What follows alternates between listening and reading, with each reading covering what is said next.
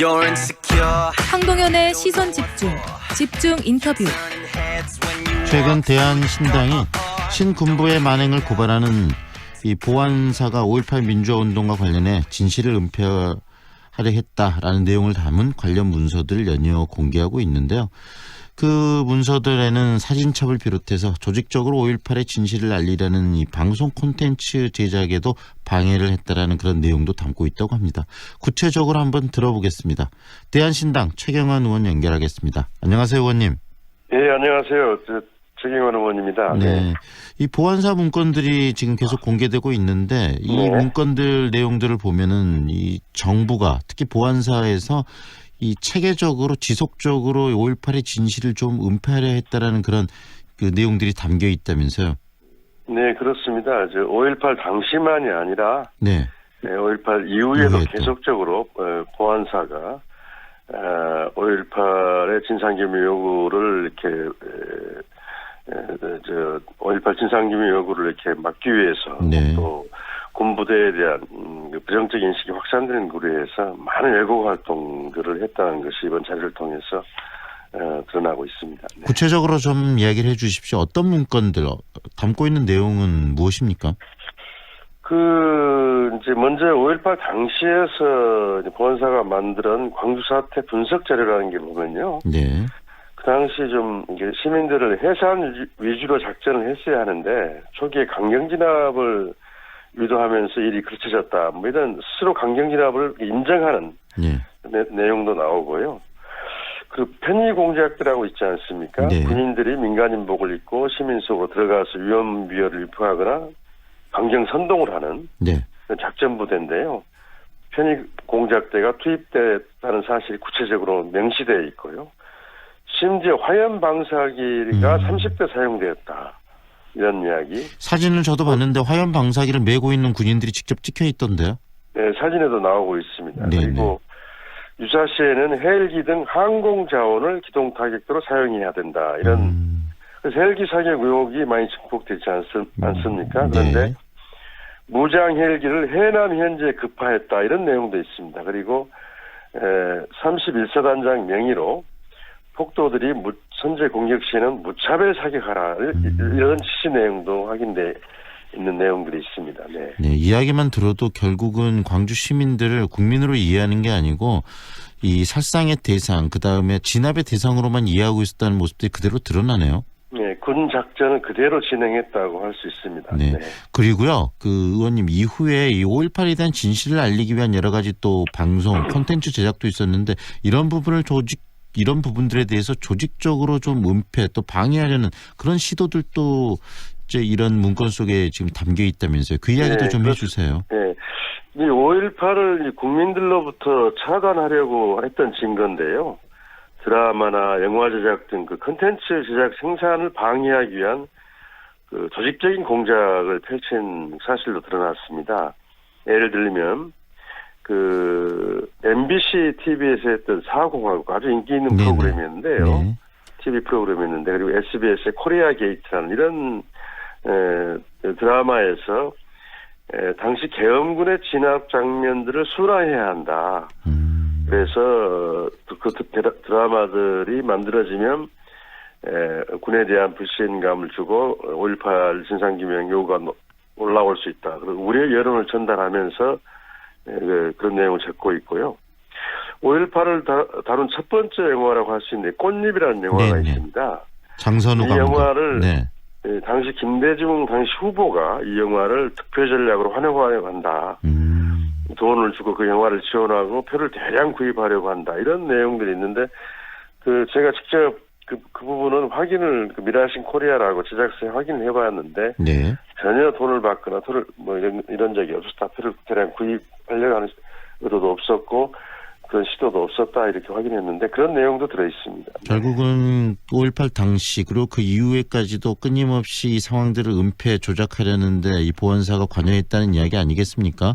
네, 그렇습니다. 그리고 또 놀랄만한 일이 이 5.18 유가족이나 피해자 단체들을 와해시키거나 또 그 갈등들을 유발하는 그런 행동도 했다는데 그 이야기도 좀 들려주세요. 어떤 내용입니까?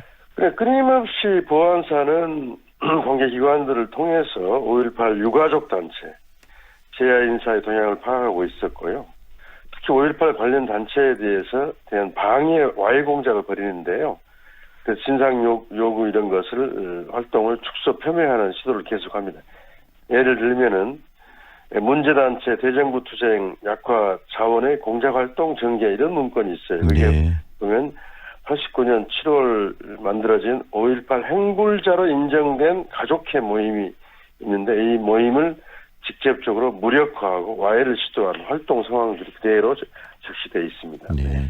이런 여러 가지 이야기들, 문제들에 대해서 지금 쭉 정리를 해 주셨는데 그렇다면 이번에 이 대한신당이 공개한 자료들 실질적으로 문건으로 언제부터 언제까지 작성된 문건이고 또 이 문건의 이 가지수 몇 건 정도 되는 겁니까?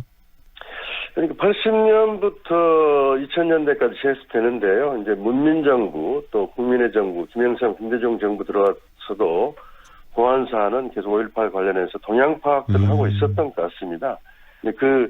이제 김영삼 정부 때부터는 5.18의 이제 공식적 추모 활동과 특별법을 제정하는 활동이 있었지만 네.